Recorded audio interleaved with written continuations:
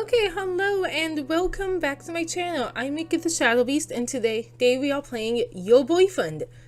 Again, and my name for this is going to be Rose.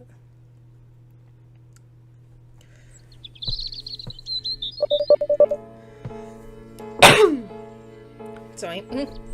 My life has been chaotic. Oops. My family broke out into another fit of drama, so I left the nest, ran straight to college, and got an apartment and a job. But lately, my job at Greasy Spoon Diner has been unbearable. My job doesn't pay the best, so that meant I had to find a roommate to afford the apartment.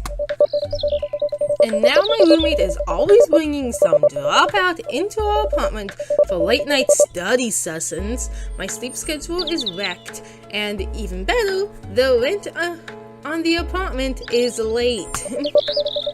I had heard once that if you become a roommate with a friend, you won't stay friends for long.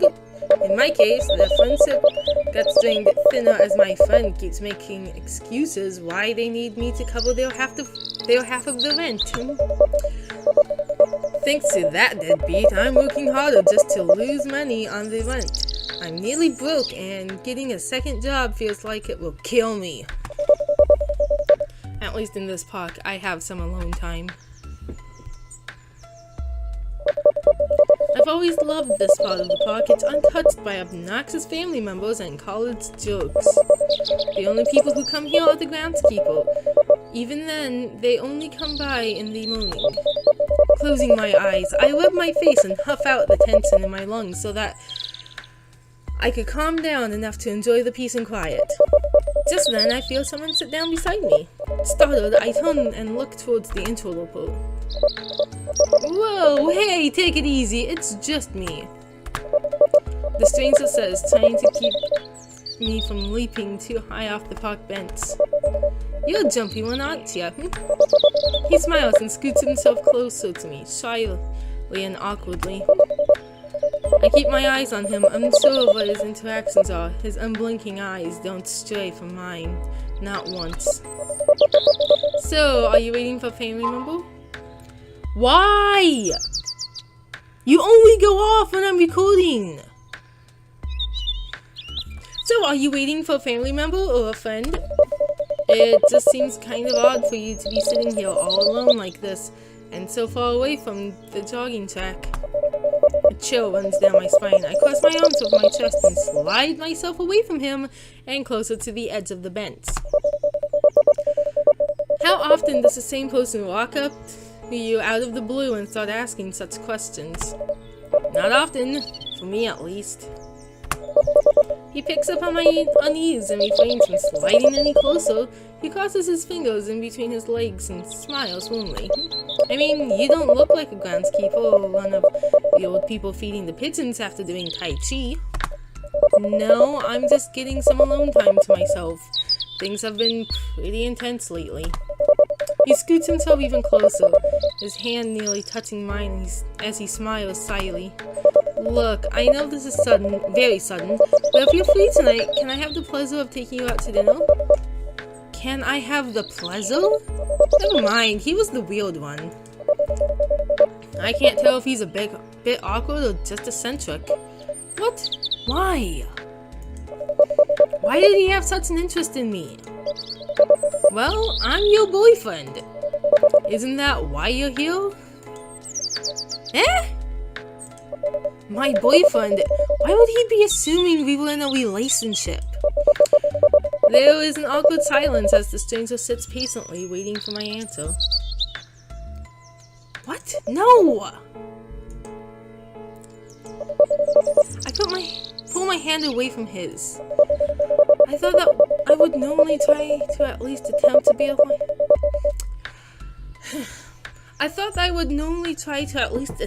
be a polite when I turned down someone's advance, but the stranger's presumptuousness makes my skin crawl. He sits there for a moment with a firm stare before pulling his hand away in a reluctant retreat. Oh, I see. I think I'm getting mixed messages from you. I mean, it doesn't make much sense for you to come come here and then not want me. I stand up from the bench and turn to leave. Hopefully I can get back to the more frequented parts of the park before any other creeps call out from under the rocks and bushes. Where are you going? He stares back at me from the bench, but I can't read his expression. Is it the tempest of mixed emotions, and none of them are as positive or playfully awkward as when I first met him? It's getting late. I'm going to head home. I lied. I glanced over my shoulder to find the nearest path out of the park and to the nearest public street. Oh, well, maybe I can walk you home then? No! Thank you. Look, it's nothing personal, but you're coming off as kind of creepy. I'm not really that comfortable around you. He rubs his arm awkwardly. Creepy, but Sorry, I have to go. I cut him off and start walking away, occasionally looking over my shoulder. I don't want him creeping off on me while my back was turned.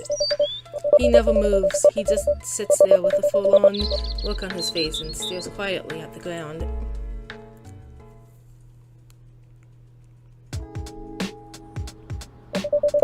I wander around the city a little bit more, visiting places I normally wouldn't visit.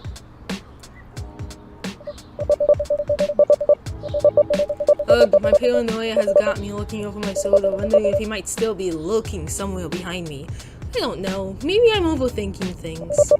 But who knows, some guy who presumes that he's your boyfriend before either of you even know each other's names is probably not the most psychologically healthiest of people, are they? Yeah, that's creepy enough to want him my cold shoulder. Still, the way I left him behind like that was making me feel like maybe I was the jerk. Oh, but we are the jerk. I come across the local florist shop that I remember passing on a few of my downtown walks.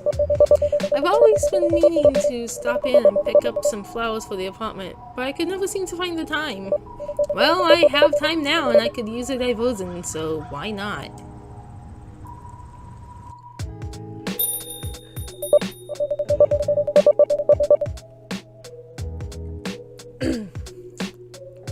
Walking in, I look around and take in the rather pleasant aroma of the shop. I wander past the quaint displays of flower arrangements, potted plants, and small gift bags of potpourri. I had particular purposes in mind. A rustic wooden shelf display containing flowers and various houseplants gave a lovely, pungent fragrance from the deep red roses. Being mindful that some still had their thorns, I reached out to pick one up. I feel a hand brushed against mine. I pull my hand away quickly and glance at the person I didn't see on the other side of the display. Oh, fancy seeing you here. The man from the park beams upon seeing me and gives me a smile before pulling the rose out. I didn't know you shopped here too. I don't. I say, startled by his presence. The man gestures to me with a finger over his lips. Shh, it's a small shop. There's no need to raise your voice. His comment rubs me the wrong way, but I try to compose myself. Did you follow me here? I whisper harshly, unsure if crossing paths with him again was pure coincidence, or if I needed to worry about him after all. What? Of course not! He looks a little hurt by my accusation. I come here almost every day, you know. Uh-oh. Was I really being a dick to him? He fumbles around with the rose in his hands, and his eyes stay shyly focused on the ground. I love flowers. This little shop is the only one nearby, so I come here a lot to see what new bouquets they have made, and if they have any on sale. I'll admit that sometimes I get a glimpse of you through the windows of the diner that you look at, and lately I've been meaning to walk in and finally say hi, but I lose my nerves and stay out. You've been watching me? Are you serious? What kind of a creep are you? But it's not like that! He reaches his hand out towards my shoulder in an attempt to console and calm me down. Not wanting his greasy, grubby hands anywhere on me, I flinch away in shock and disgust. Don't touch me! I hiss at him, and then turn and storm out of the florist shop. I don't look back.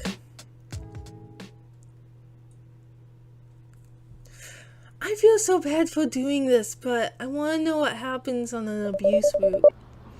It's finally getting dark out. Ugh, I hate walking home at night, and after crossing paths with a crazy stalker, I have a good reason for it. And now I'm out later than I wanted to be because I was trying to take a longer, less traveled path home, just in case that creepy guy knew more about my habits.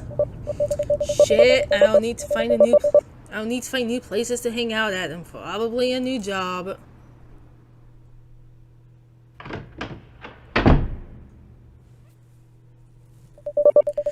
I storm into the apartment and slam the door behind me before another full-body shudder. I hear a lamenting sound of my roommate and the study pots in the kitchen come to an abrupt silence after I unceremoniously arrive home. I race by to my bedroom. They have a habit of walking around naked after the study sessions, and I don't even want to see if they were dressed this time.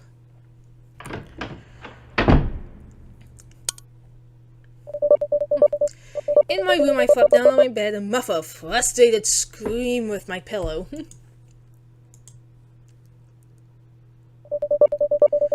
After a moment, I roll over on my back and stare up at the ceiling, trying to forget about my day, trying to forget about him. Before I fall asleep from sheer exhaustion, my last thought was a simple wish. Man, I hope I never see that weirdo again.